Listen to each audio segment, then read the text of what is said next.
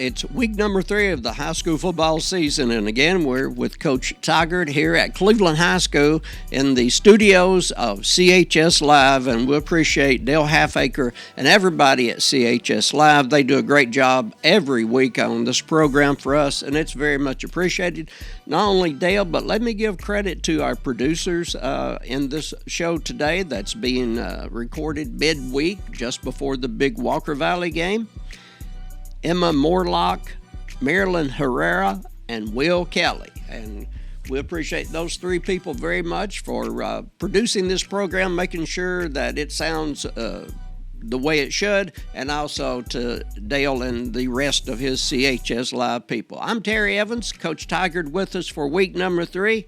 It's been a pretty ride so far, Coach. 2-0, ranked number 7 in the state in Class 6A.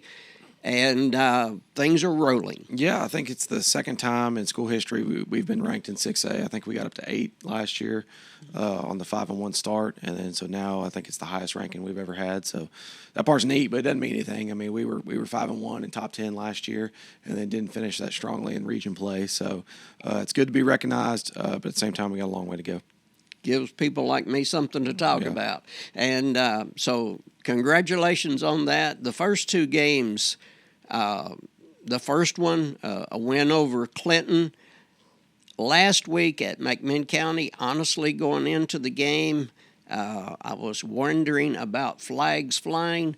You guys cleaned it up greatly. A respectable number, I think, of penalties, and just a better overall game in Game 2 than Game 1. And so I'm very proud of that, and I'm sure you're proud of that. Yeah, we only had 2 penalties on offense. That was nice and refreshing. We didn't get a lot of holdings, bring back touchdowns. Defensively, I think we had 6, but 3 of them or 4 of them came on the last drive of the game, so when the game was kind of out of reach. So we cleaned up a lot of things, but we knew we were going to have to be resilient. Going to McMinn County is a tough place to play. And then, of course, on the way there, we step in the school bus, and for some reason we get the bus that doesn't have air conditioning. We had the oldest bus in the lot, apparently. I don't know. So we got to work on that. And the heat wasn't so bad, but then as we're driving up there, it starts pouring down rain. Yeah. And it rained and rained, and it just hovered over Athens, Tennessee. It didn't. We don't know where it came from. It just came out of nowhere and just rained all over the place. So that changed the game plan a little bit. The field conditions held up better than we thought they would. But that does change things because 1, you're playing on natural grass, and then 2, it's wet. And we delayed the start because of lightning, and there's just a whole lot of adversity that we knew we were going to have to go through anyways. And so we planned for it, and then we kind of changed the game plan, and Isaiah Davis led the way and ran 24 times for over 200 yards, and we got the win. My memory says that might be the only natural grass game in the regular season. Them in Red Bank. Red Bank. Yeah. Okay. Red Bank's the other one. I thought they may have converted since 2 years ago. I guess they haven't. But anyway, a great win over McMinn County. As you said, Isaiah Davis over 200 yards. I mean, he is setting the world on fire this year, going to Richmond next year. 2 names that I called a lot last week, and I'd like for you to talk about these 2 men, is Yancey and Denatolis. Yeah, so David Denatolis is a great story. I used him to the whole team. So here's a young man that actually started out at McMinn County as a freshman and was told, basically, you're never going to see the field here. Really? Yep, he ended up coming to Cleveland long before I got here, but was trying to crack a starting lineup, trying to get on special teams. Played linebacker, played tight end. We moving him around. We eventually get him at defensive end, and then he gets his first start because Gabe Moore, was out. And so his first start against his old school, he played out of his mind, had 10 tackles, 4 or 5 tackles for loss. Right. Best game he's ever played. He said during the game he felt like he was above the field just looking down. Man, I was so excited for him. He's trying to go into one of the military academies. Did a recommendation letter for him this week. I can't speak enough about David. And a true team guy, core guy, believes in all of our core values. And so to see him have success is awesome, because sometimes you work really hard, but you don't see the success on the field. But hard work does pay off, just nobody tells you when it's going to happen. And it just happened to be week 2 of his senior year to finally crack the lineup and play well. And we hope he has good games here moving forward. And then the other kid was David Yancey. So a new player came to us from McCallie this year and got his first start. He changed positions, so we moved him from safety. He played corner at McCallie, safety when he started here. Now he's playing our outside linebacker star position and had 10 tackles and did a great job in the game, except for he left his pads there after the game, and so he's having to get reminded today and tomorrow, don't leave $750 worth of pads in uniforms at the visiting team. So thankfully, Coach Cagle grabbed it up and gave it to us at the JV game on Monday. Oh, good. Big shout out to our futures programs, our freshman team. They won 48-0, our freshmen over Meigs County's JV. And then our futures team, our JV team, they won, I believe it was 48-27 against McMinn County's JV on Monday. So we've had a good week this week. That's rolling. That is really rolling. And so Bo Cagle did a good thing there, getting the pads back to you. Yeah, so that was nice. It was nice. And you're watching and listening to McDonald's coaches bench, and I apologize to Mark Smith and his crew. We didn't get that on earlier in this program, but Mark Smith and his family have sponsored McDonald's coaches bench forever and ever at Cleveland High. And it was great having Mark with us last week. Thoroughly enjoyed him being on this program. He's welcome back anytime. But thanks to Mark Smith and everybody at McDonald's for bringing you Coach's Bench here on Mix 104.1. Coach, any other thoughts about last week before we take our first break and move on to tonight's humongous game? Yeah, defensively, I thought we played great. So they only gave up one score. We gave up a safety. We had a couple turnovers, and we were close to making some mistakes. But honestly, both games, the Clinton game and the McMinn County game, I don't know if last year's team would have overcome all that adversity. There was a point in the McMinn game where it's a 10-point game, and it's they're starting to get momentum. But we won the middle 8, the last 4 minutes of the first half, and then we stopped them on the first drive in the second half. And even with all the weather and the conditions and all the distractions during the week and all the crazy stuff that went on, for us to just power through and focus and play well was really good. And it's a big deal anytime you went up there. So just very proud of the kids, proud of the coaches. All the Coach Quick, our offensive coordinator, Coach Maines, our defensive coordinator, Coach Jones with special teams. They're just doing a great job this year, and it's really taken a lot off me to be able to give more away to my assistant coaches. And there are a bunch of them are going to be head coaches here soon, and so we just want to hold on to them as long as we can. Absolutely. Last question about McMinn County's game. How did you keep them still pumped up but not overhyped or whatever during the delays and everything that was going on? It was fine. As long as it just delayed the kickoff, so that wasn't so bad. It's worse when you're out there playing and then you have to go through a lightning delay. We just, relaxed and, took our time. We were already kind of running late because by the time we parked, and it's storming so hard, we didn't want to walk. You got to walk a long distance to the locker room. So we just sat on the bus for a minute longer than we planned and, then taped and everything. So it really wasn't that big a deal. All right. We'll take our first break on McDonald's Coaches Bench with Coach Tigard, and we'll be back in just a moment. There's been a huge surge of high schoolers using e-cigarettes this past year.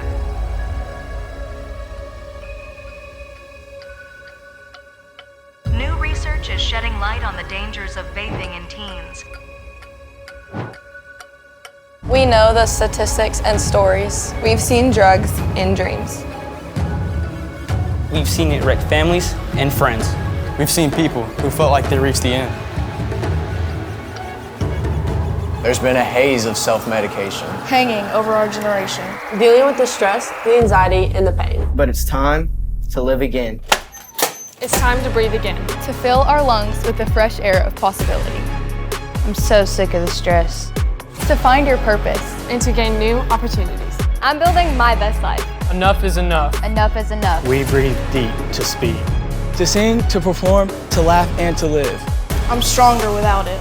Out of the cloud, out of the haze, Out of the hiding. Out of the addiction. Out of being dependent on a drug that makes us numb. this is our life. Together, we are. You are stronger without it. My high is chasing my dreams. I promise you are stronger without it. Yeah, I'm stronger without it.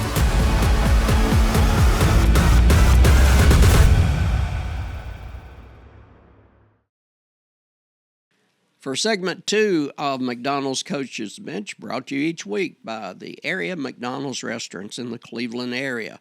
Once again, thanks to Coach Tigard. If you want to try to keep up with somebody who's going 24/7, here's the man.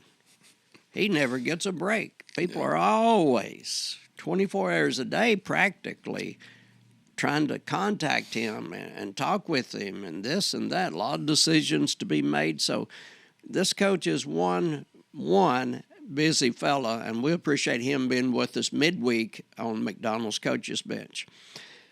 Huge game tonight. Number 4 in the state, Walker Valley in Class 5A. Number 7, Cleveland hosting. To me, it's time for revenge. Last year, Cleveland goes up to Walker Valley. It didn't turn out the way we wanted. This week, 2 talented teams facing each other. Your thoughts going into it? Well, first of all, we've been waiting 363 days today when this thing's filmed. So we've been waiting a while. We're excited to get to play Walker Valley at our place. We felt like it didn't go our way last year. And, we had to overcome 20 penalties in the game, 200 yards in penalties. And so this year, we've got a lot of that cleaned up. And, we just expect to go out and play well. Walker Valley, first 2 games, really not close. They overmatched the competition on the field. Then they lose Zeke Garrison last week.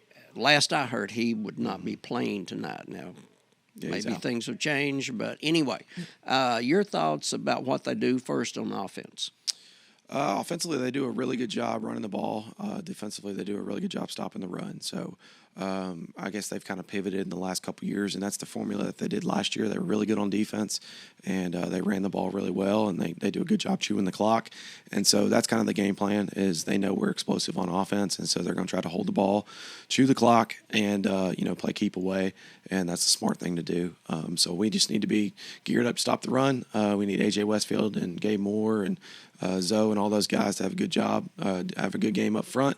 And, it's no secret. We know what they're going to do. They know what we're going to do. And so we just got to see, who plays better on Friday. To my memory, they returned quite a few offensive linemen from last year. So they returned them all, I believe. I think so they did. They do a good job. Spencer McCooch, the running back, is really solid. He could play for a lot of programs. So he's a really strong running back. Offensive line, they're very big. So they're much bigger than we are up front, probably on both sides of the ball. But we're pretty athletic, so we need to try to use that to our advantage. And if we can stop the run, make them one-dimensional, have to pass the ball in most passing situations, then that's usually what you want to do. And it's just old school football. So that's what they're going to do. And we just got to put together a good plan. Absolutely. They, like so many programs around here, a new quarterback column plays this year.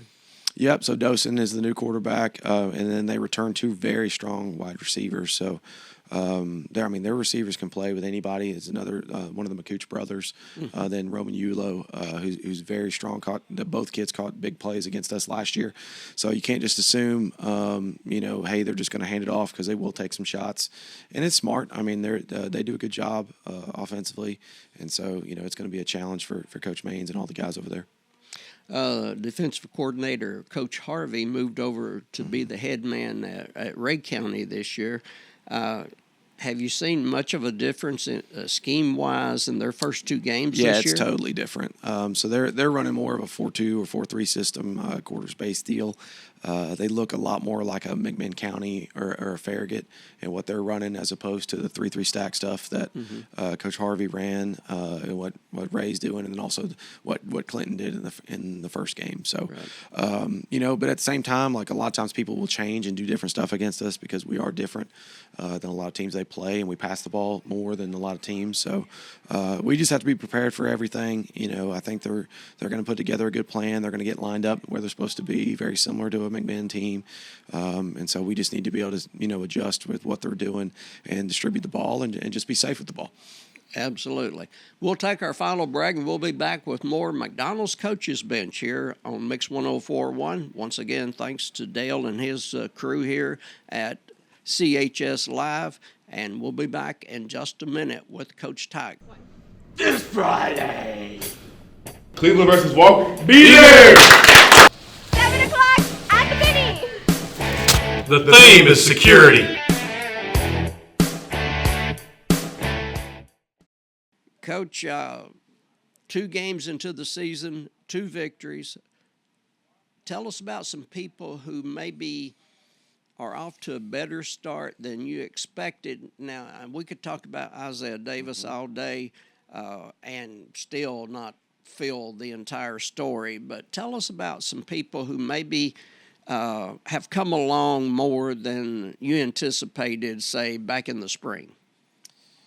Yeah, that's a hard one when you put me on the spot. Well, okay, let's go. But, honestly, I can just go off the top of my head. Andrew Dugan is our new center this year, and he's doing a great job. He had some bad snaps in some of the scrimmages and got it fixed and hasn't had a single bad snap since then.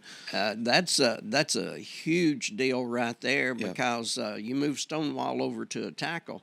And so Dugan, if he screws up a play, it's everything's off balance from the beginning. So that is a huge factor. Yeah, and the rest of the O-line are seniors and have played a lot of football. Aiden Smith, came mid-season last year, was a homeschool kid that came to school.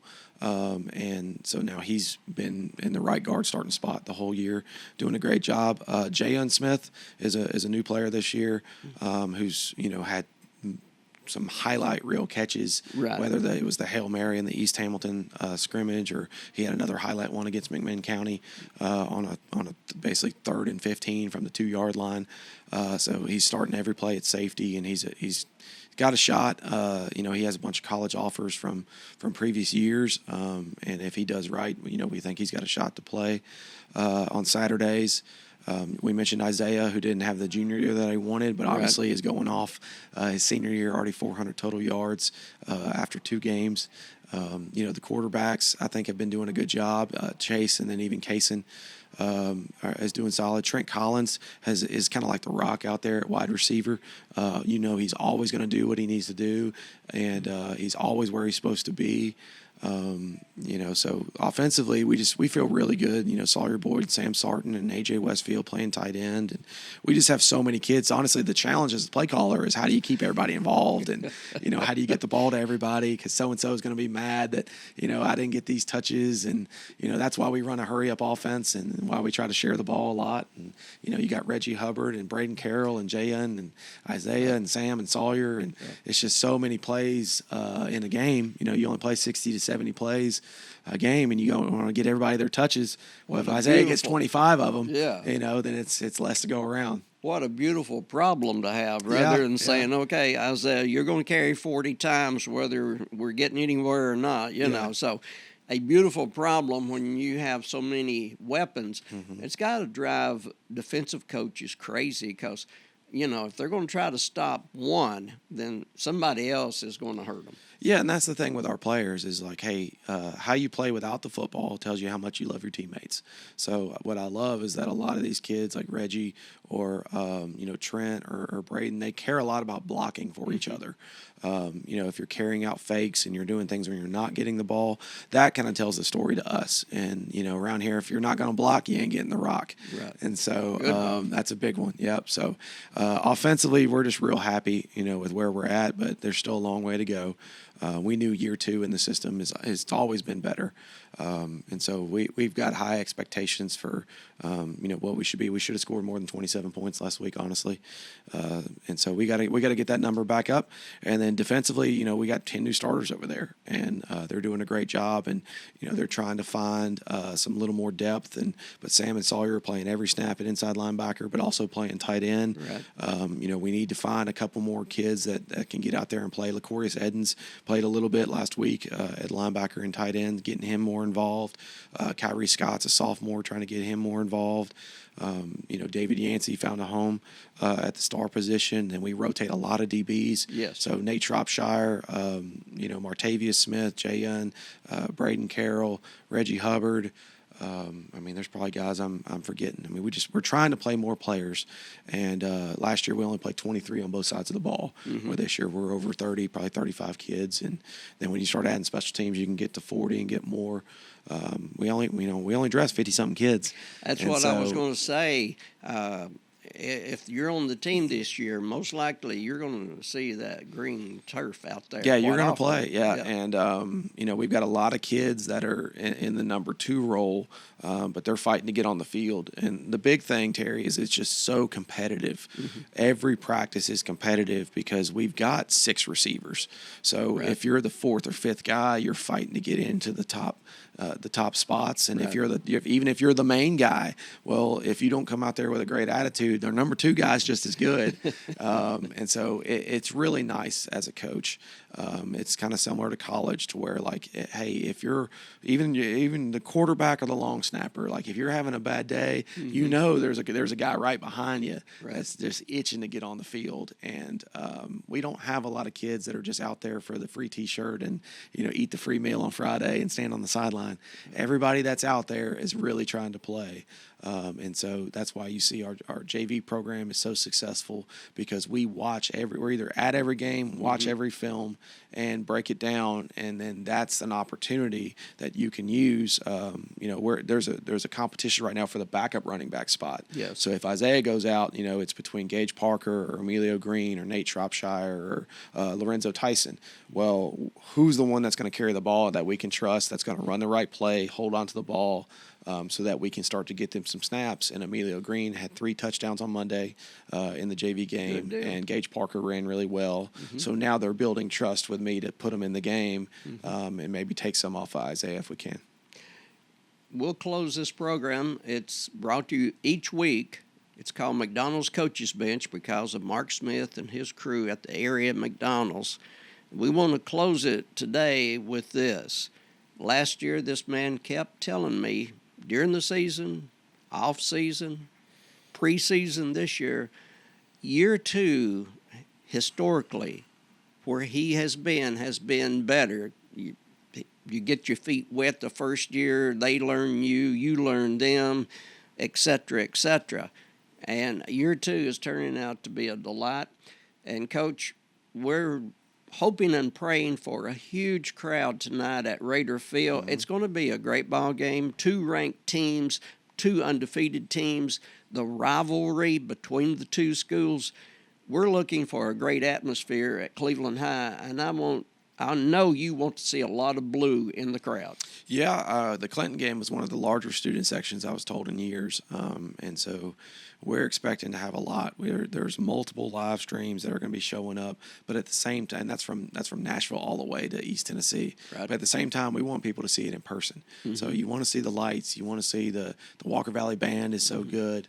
It's going to feel like a college football game. And that's what's really neat is when the county schools play each other, and then now you add 2 ranked teams on top of it. Right. It's the closest that a lot of these kids will get to playing a college game. I mean, with all the interviews and the news stories, and, Channel 3 will be at practice today, and then Channel 9 will be at practice tomorrow, and, guys from Murfreesboro coming down to film mm-hmm. everything. I mean, this is about as big as it's going to get for a high school game, and so it's just really neat for our kids to get to experience that. Absolutely. And coming from somebody that's in the business of broadcasting, let me tell you, I don't care who the broadcasters are, what equipment they have, or anything else. Broadcasters cannot replace you being at Raider Field. We do our best, but we can't duplicate the feeling that you'll have at Raider Field. Come to Raider Field tonight, see the Blue Raiders, see Walker Valley, enjoy a great high school game between two good teams that really want to put the other one away and have bragging rights 365 more days. So I beg you to be at Raider Field tonight. Get there early, get the good seats, see all the excitement pregame, during the game, postgame, everything else. But we try, but we can't duplicate the feeling of being at Raider Field. We're going to close out McDonald's Coach's Bench with that comment. Thanks to Mark Smith. Thanks to Dale Halfacre and his crew this afternoon, Emma Morlock, Marilyn Herrera, and Will Kelly. And guys, thank you very much for producing this. And Terry Evans saying, Coach Tiger and I will see you next week.